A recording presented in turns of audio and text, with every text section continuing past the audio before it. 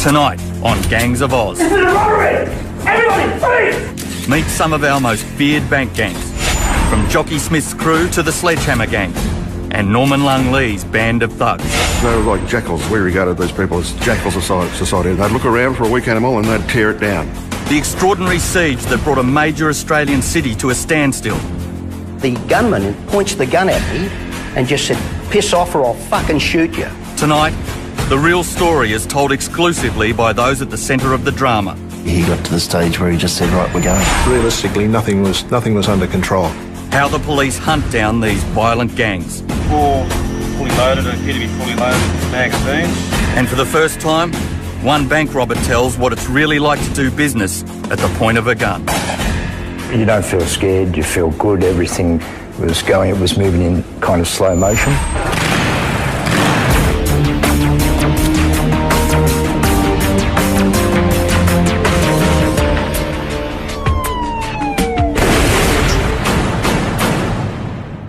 What you're watching is a modern bank gang in action.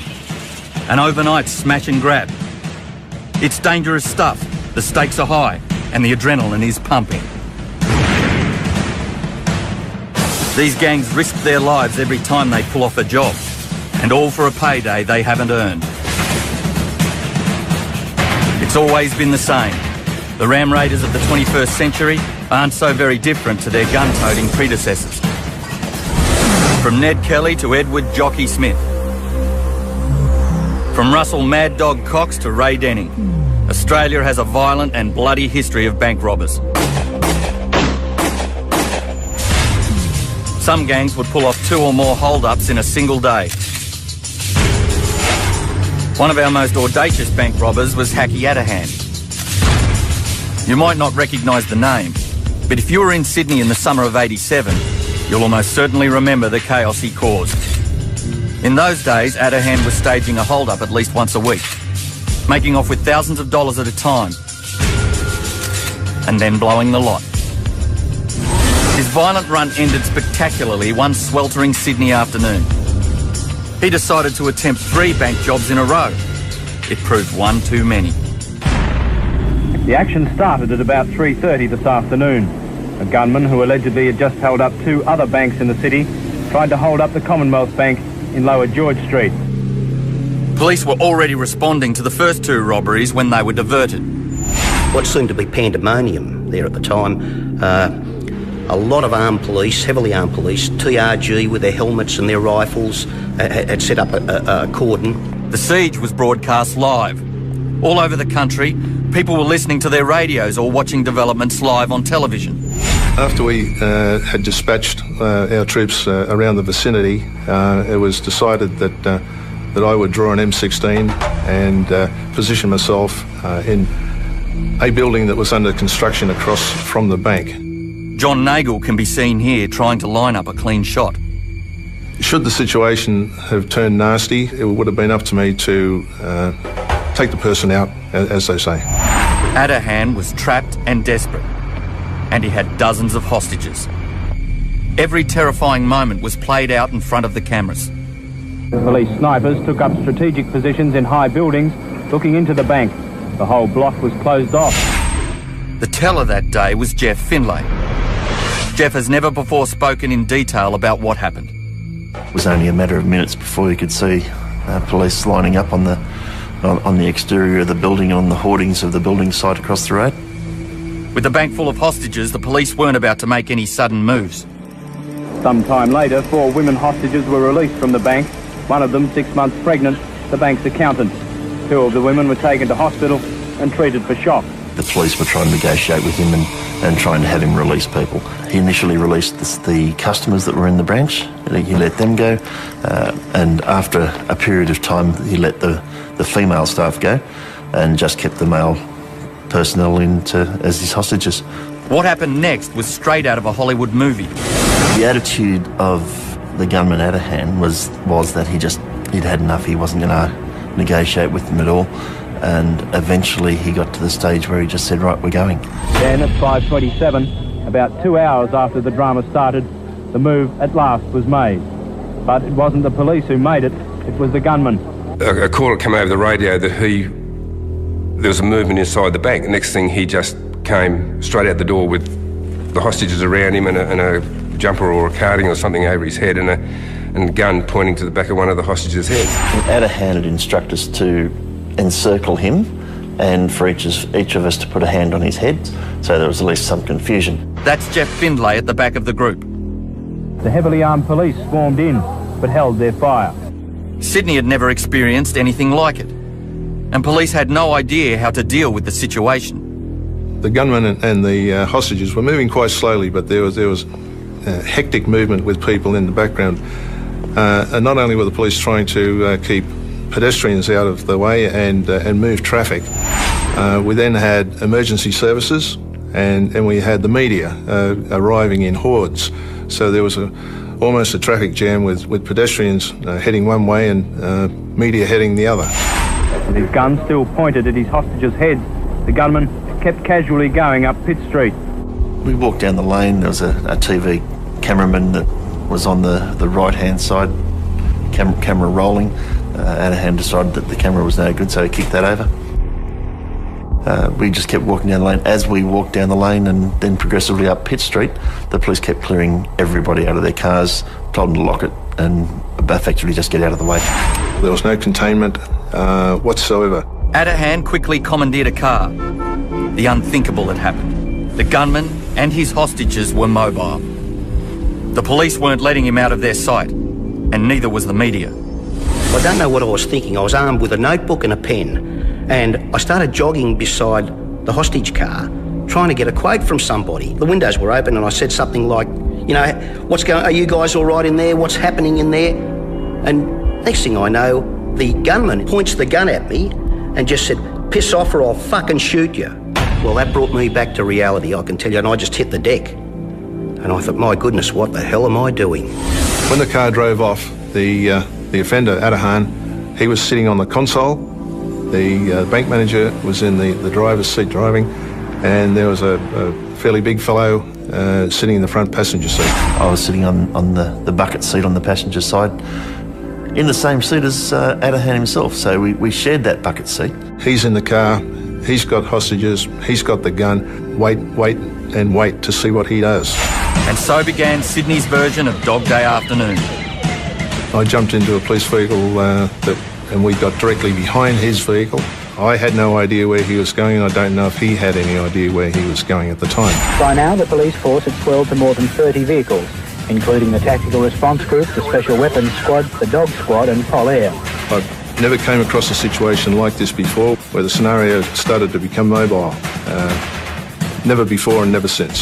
So we just sort of followed him probably 10, 15 feet back, close enough that we could see what was going on. Didn't want to get too close and spook him and make him do something silly, because like at that stage he's got 5 hostages in the car, and we know he's got a handgun, and we also knew that he had a sawn-off rifle he used to use in his hold-ups. So he pretty much had firepower in the car that was of a concern to us. We just couldn't take the chance on doing anything out of hand that might have triggered him to do something that could have been fatal.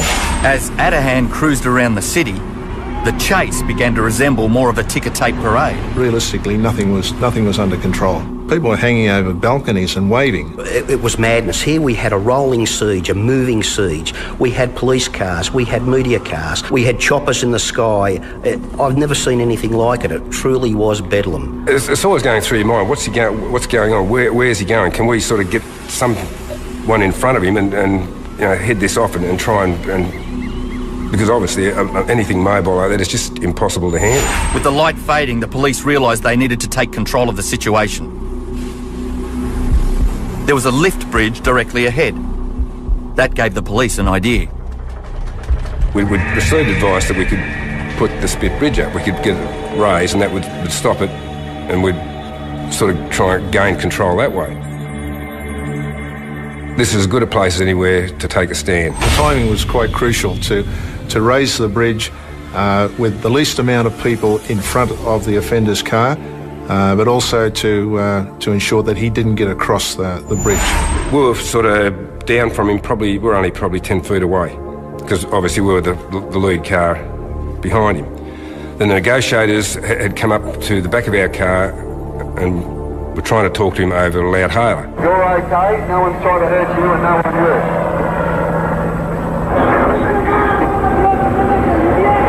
Yeah, he just leaned out of the car and said, "What, you think I'm fucking stupid? You just want me to give up, you want this all to be over?" And of course the negotiator said, "Yeah, well we do, we want everybody to come out of this alive." And he just, "No, fuck you." He instructed Graham Stewart to do a U-turn over the median strip. He's obviously just shouting instructions at this stage, and they weren't very sensible. We decided, once he stops again, that's it, we're out and we're going to get up on that car before he has a chance to do anything else. There was scurrying going on everywhere. We again tucked in behind the guy, and a couple of 100 yards up the hill, we contained that vehicle in yet another spot. He was at his wit's end because if he got caught, he had plenty more to answer for. So you had to realise that the danger was there if he went over the top. Obviously the plan was for the negotiators to talk to him and then he would surrender, but he wasn't playing to the script, unfortunately. So we just, for want of a better word, we pretty much just reacted. Coming up, the Atahan siege comes to a shocking and bloody conclusion. Crazed bank robber Hacky Atahan is holding 5 hostages in a car. He's surrounded by police and he's desperate. Having stopped the vehicle, I got out of the police vehicle and was able to take up a position behind the rear window of the offending car. Steve Canellis was calling on the offender to drop his weapon and give up. Give it up! We really did have a Mexican standoff, and we're waiting for that magic moment where something changes, circumstances that allows us to try and take the upper hand. It's over now, Atahan. I saw the offender's hand move. Give it up! He made no indication, no warnings, no threats about what he intended to do. He just quickly whipped the gun hand from the bank manager's head and fired in the direction of Steve Canellis. At that point in time, the terms of engagement changed. Any hope of negotiation vanished the moment Atahan pulled the trigger.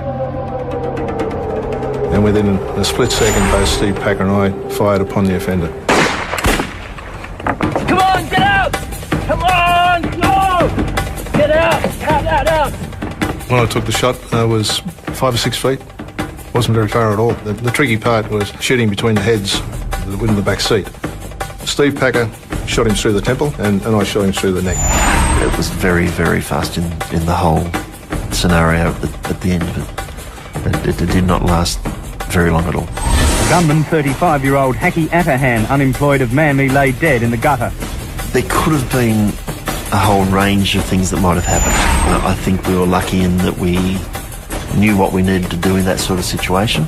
I think we were lucky that we had a reasonably level-headed group of people that were involved in it.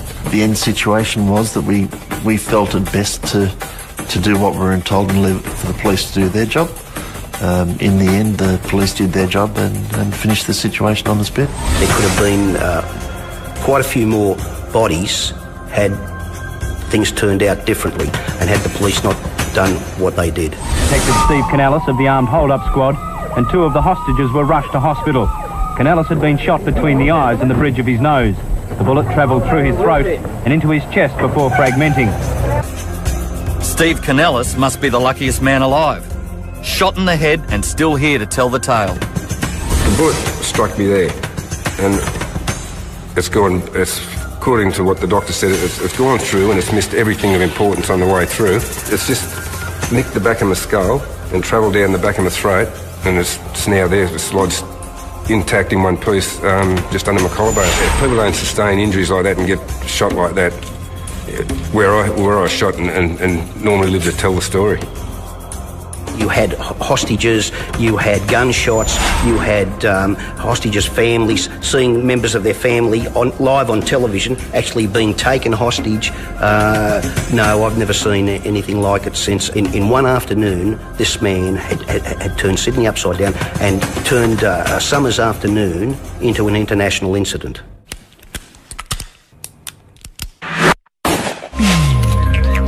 One of Australia's most notorious bank gangs was led by Jockey Smith. So called because of his small stature. Jockey's rap sheet was 4 pages long, with convictions ranging from petty theft to attempted murder. But he's best known for the violent armed robberies he committed in the late 70s, targeting banks in Sydney and Melbourne and all points in between. There's gangs of bank robbers who would arm themselves with firearms, disguise themselves with balaclavas, rush the bank, threaten the tellers, take the money and then decamp. Bob Godden spent a good chunk of his police career hunting down Jockey Smith's gang. So he was straight on the road when word came through that Jockey was hiding on the south coast of New South Wales. Godden tracked his man down to a quiet country town. Then they got a tip-off about a suspicious character riding a stolen push. We saw this person on a push bike, middle-aged person on a push bike, travelling on the footpath in the opposite direction.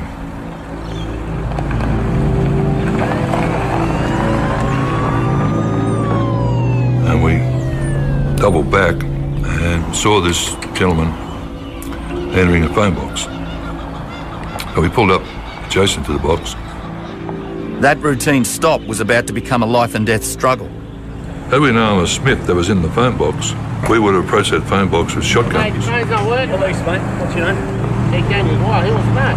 Got the idea on you, haven't When Godden was within arm's length, Smith pulled a gun and pressed it into his stomach. And as Smith was pulling the trigger, the hammer was coming back a little way, but couldn't go back to a full cock because this part of my hand was stopping the hammer from going full cock. That's it. Bob Godden's life was only saved by an incredible stroke of luck. Had he fired, in all probability I would have been dead. Smith was sent to jail for 14 years. I suppose you could put him in the same category as a lot of, bushrangers, from earlier on. They lived a violent life and were ruled by the gun. Jockey Smith served his time, but he clearly didn't learn his lesson. Soon after he was released, he pulled a gun on another cop. This time, though, the policeman was armed. Jockey was shot dead. Next on Gangs of Oz, meet Australia's smartest bank robber. Just how much cash did he really get away with? A 30-year-old mystery finally answered.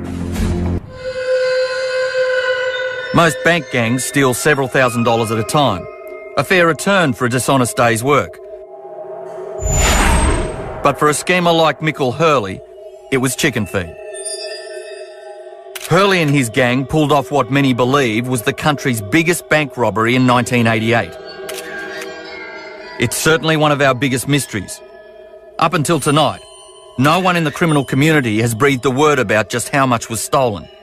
The target was the National Australia Bank in Sydney's Chinatown.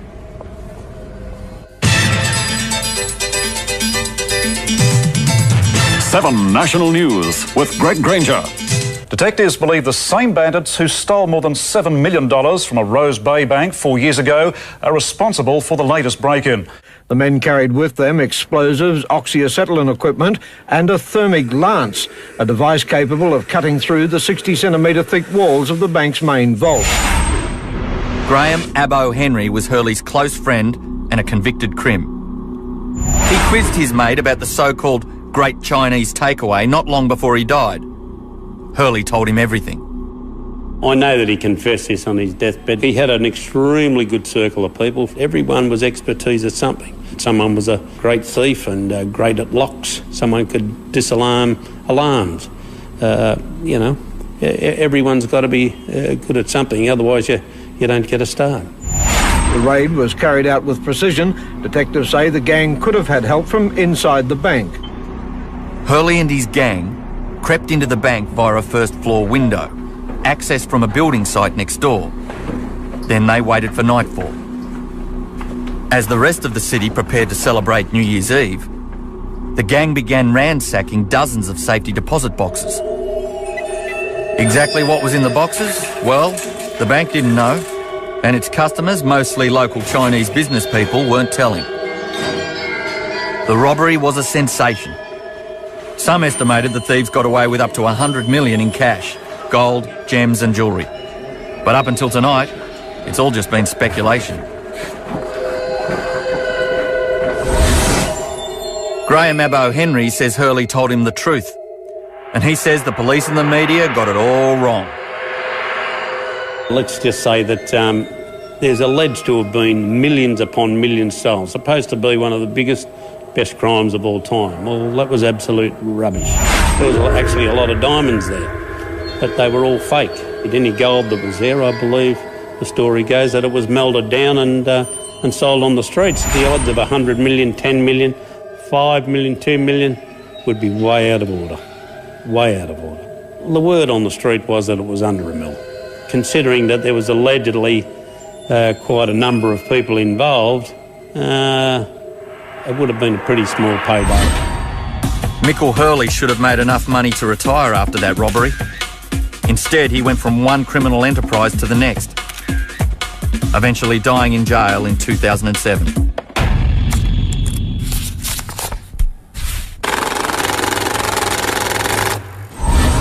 Back in the 80s, joining a gang could be a lucrative career option. You didn't really need any special skills other than a steady set of nerves. In those days, there was no pop-up screens. That was the main thing. So you could just jump over the counter. You could get behind the area where the tellers drawers were, where the safe was. Even a rookie like John could plan and stage a hold-up. It was a challenge. I wondered whether I could do it, whether I'd have the balls to rob a bank. So I had to get the gear together, you know, the things I'd need, a bag for the money and overalls and the motorcycle helmet and so on, you know. So I got all those things ready and then put them on at home and stood in front of the mirror and said, Sola, don't move! Give me the money! Don't you move! Had a look how it looks, you know, in the mirror. Give me the money! Give it to me now! The moment I left home to go and do the robbery, I was fairly nervous, of course, you know. I drove there, parked my car a few blocks away from the bank. In those days, I didn't even know how to steal a car. That was why I used my own car, you see. And I thought it'll be okay as long as it's far enough away from the bank and no one sees me, you know, going from the bank and getting into the car. I put the helmet on at the last minute, opened the doors of the bank and ran towards the counter. Nobody move! Whipped the gun out of the bag and Everybody fight! threw the bag down to the tellers. Fill it! Now! Felt good. I felt calm in terms of everything seemed to be moving in slow motion. Come on! Hurry up! I could see and hear every movement that was going on around me and aware of it all. You want some? Huh? Quickly! The moment they started putting money into the bag, I thought, you know, oh great, this is good. Now, nobody move! I'm watching you! And I observed, while I was walking away, that no one was looking at me. I got down 20 metres down the road and turned into a lane. I looked back and I could see no one was following me. So I started to feel good. But John wasn't in the clear just yet. He'd made a simple rookie mistake. This fellow saw me and saw the car that I got into and wrote down the number plate. He thought I looked suspicious.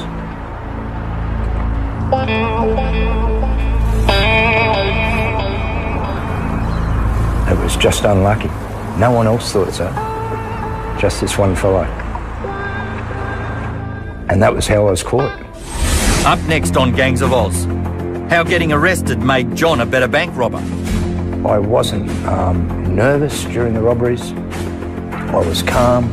In fact, I enjoyed it. And the feared Sledgehammer Gang. It's a whole package of viciousness, threats, weaponry.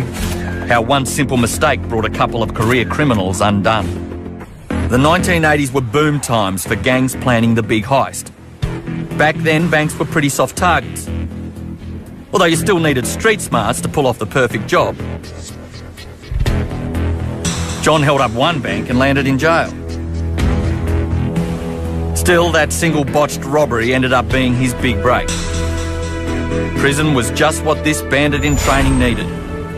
When John got out, he was 4 years older and a whole lot smarter. From being in prison, I knew all the little traps. I knew where the alarms were in the bank from other prisoners teaching me those things. I knew about the boxes from other prisoners. I knew about dye bombs, bundles of notes. Prison really is a college of knowledge where you can learn virtually anything you want to know. The prison's mentoring program taught John that all he needed was a toy gun to stage an armed robbery. Over the next 6 months, he successfully held up more than a dozen banks. All I was doing was showing a note on a small piece of paper. Originally, I wrote that out at home, and I wrote it, "Have a gun, give me the money." I never once took the gun out and pointed it at anybody. And underneath the jacket, tucked into my belt of my pants, I had a plastic toy pistol.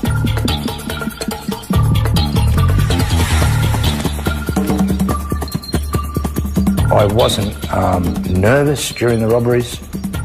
I was calm. In fact, I enjoyed it. John got away with around $15,000 every time he hit a bank. Over the course of his career, he probably got away with more than $100,000. Nowadays, though, he walks the straight and narrow. Looking back, I'm glad that I never hurt anybody. I'm glad I never tried to terrorise anybody by, pointing a gun down their face or something. I didn't do any of that. While John was gently relieving tellers of their cash, one Victorian gang was taking an entirely different approach to bank robbery. The Sledgehammer Gang was one of the most vicious and feared group of bandits in Australian history. Their basic theme in those days, what they would come into a bank, generally late afternoon, bring with them a sledgehammer, which was used to bash open the manager's door.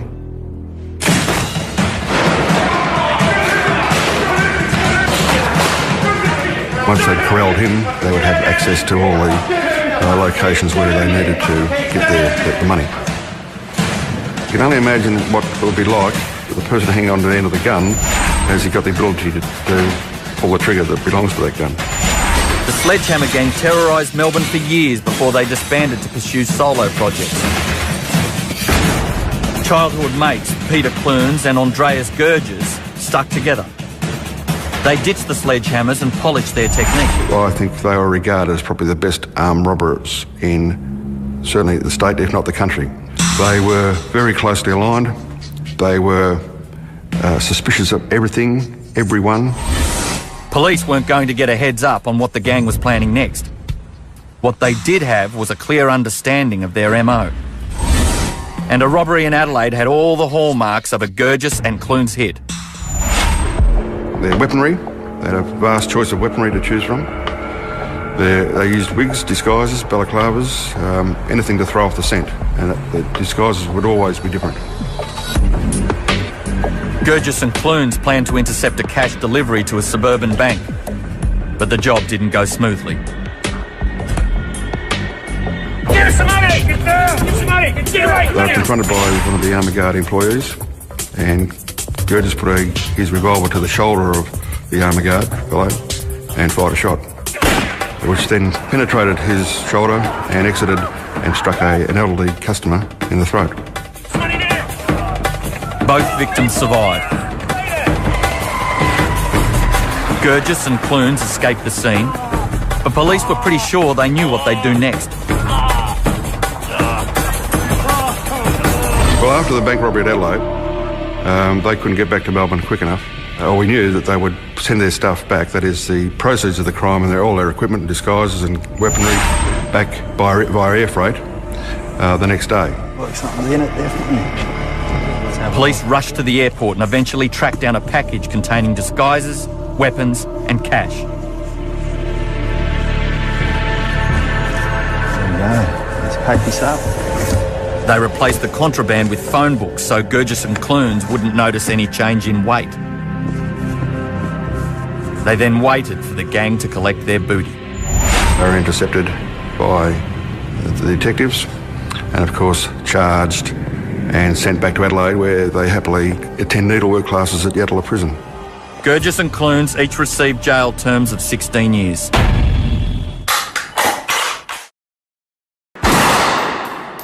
Armour Guard vans were becoming increasingly popular targets among the gangs.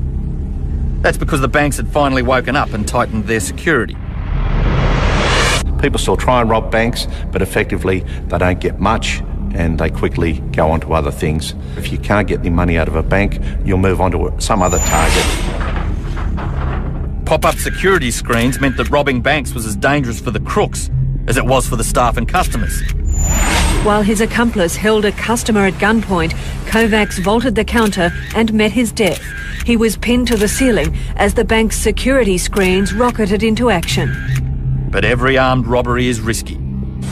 Coming up, the daring payroll heist that turned Melbourne Airport into a shooting gallery. They were like jackals and had no compunction about hurting the people that got in the way.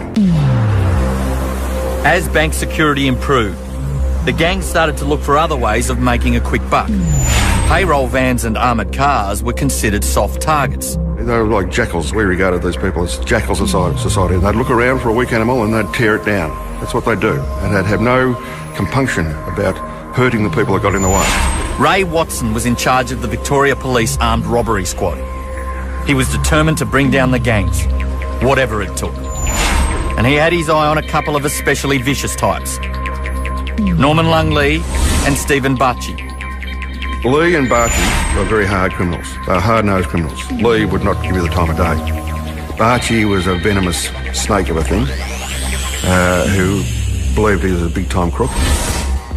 One night, Bacci and another gang member, Stephen Asling, met a loose-lipped security guard who liked nothing better than a few cleansing ales after work. Bacci and Asling bought the man more drinks than he could handle, and then started quizzing him about the nuts and bolts of his job.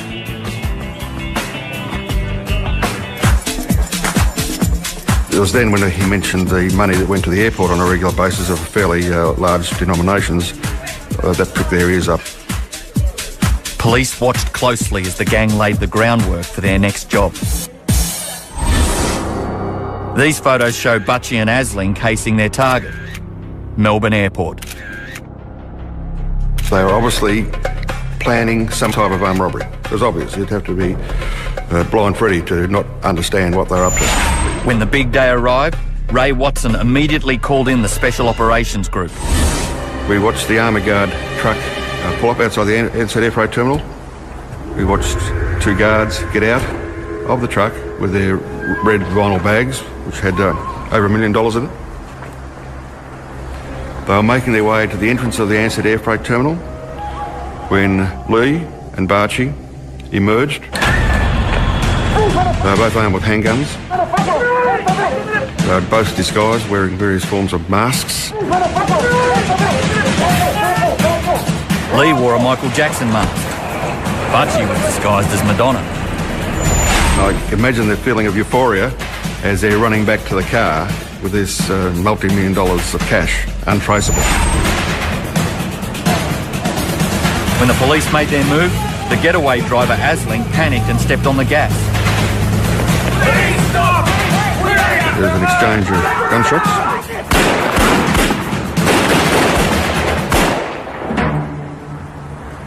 Norman Lung Lee was shot dead, died instantaneously. Stephen Bacci received a fairly major wound to his shoulder. These dramatic police photographs show Bacci and Lee escaping with the loot, just moments before they were gunned down. The getaway driver didn't get very far. And he sped down a side road where the Special Operations Group were waiting, and we had every exit covered. They had a four-wheel drive with the bull bars on the front, and they basically just had a head-on collision with him.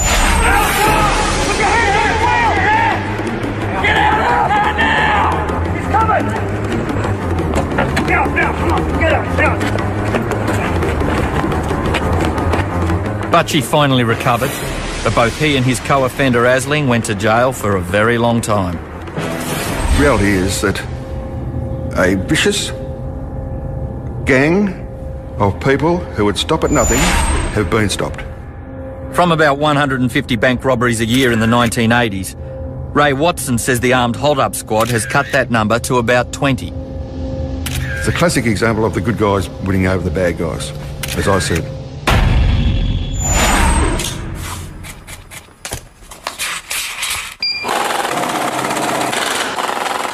The gangs are always looking for a way to make a quick buck. And those modern-day money boxes called ATMs are especially tempting. Well, it was a new phenomenon. It was large amounts of cash in ATMs, and once the criminal element became aware that they could readily access this cash through stealing the ATMs, they became an obvious target. At first, the gangs used winches to drag the ATMs into the back of getaway trucks. The machines would be opened later, out of sight. Some of the machines were quite capable of being just picked up and carried away, the smaller machines. The larger machines could be pulled out and removed to another area. This was the method favoured by Patrick Guthrie and his partner, Adam O'Shea. The cops had been watching Guthrie and his partner for weeks when they intercepted a flurry of phone calls confirming the gang would be targeting an ATM at Morisset on the New South Wales Central Coast. We secreted a tactical team, a group of tactical police in close proximity to where the ATMs were located. This never-before-seen police footage shows what happened next. Police tactical team secreted a short distance away, and they emerged and immediately confronted the two offenders and told them they were under arrest and demanded they get on the ground. Game was up. The arrest went exactly to plan. It had to. Guthrie had packed enough firepower to start a small war. It was obviously he wasn't prepared to go quietly or meekly. He, possibly by trying to get the firearm out, he was intending to shoot it out with police. Police refer to the operation as the Battle of Morisset. And little wonder.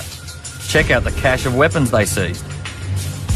It appears to be a fully loaded magazine, 7.62 by 39mm calibre. 4 fully loaded, they appear to be fully loaded magazines, suitable for the same assault rifles.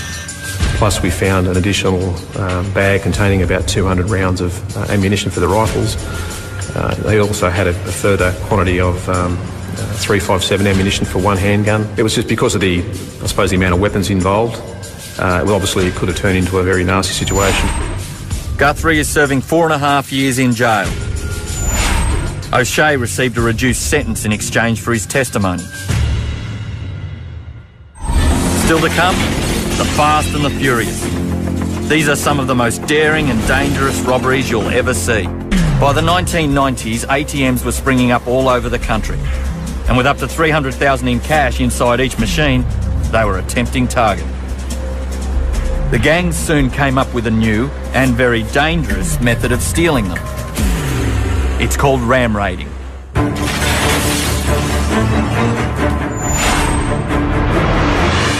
They were usually small freestanding ATMs that could be accessed by motor vehicles. The gangs were using four-wheel drives or larger vehicles to knock the machines over, and then they were lifted up and carried away in a secondary van. In 1990, there were around 4,500 ATMs in Australia. By 2004, there were 21,000. The number of ram raids skyrocketed. Police in Sydney were dealing with more than one a week. Mid-2005, there had been an escalation of attacks on ATMs in the Sydney metropolitan area involving motor vehicles ramming freestanding ATMs. In that time, over 40 separate gangs were investigated. The gangs became increasingly brazen. Here a large four-wheel drive rams through the front door of a major shopping complex, a larger vehicle trailing behind. The robbery is carried out like a military operation. In some instances, the gangs, to access the target machines, would breach a shopping centre and drive up to 100 metres into a mall to access a vulnerable machine.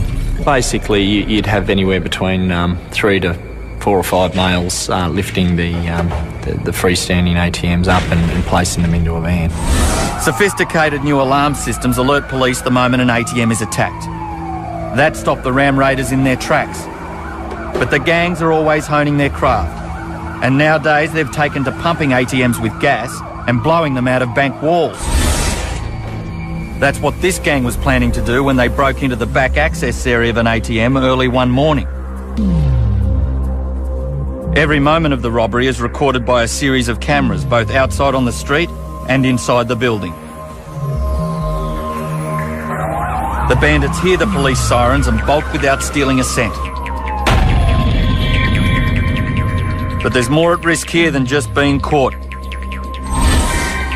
Blowing up ATMs is a dangerous game, and the practice has claimed lives overseas. But robbing banks has always been a risky business, and it's that risk, as much as the rewards, that motivates most bandits. Still to this day, if I'm having a bad day, I think to myself, boy, I'd like to go and, rob a bank or blow up an ATM.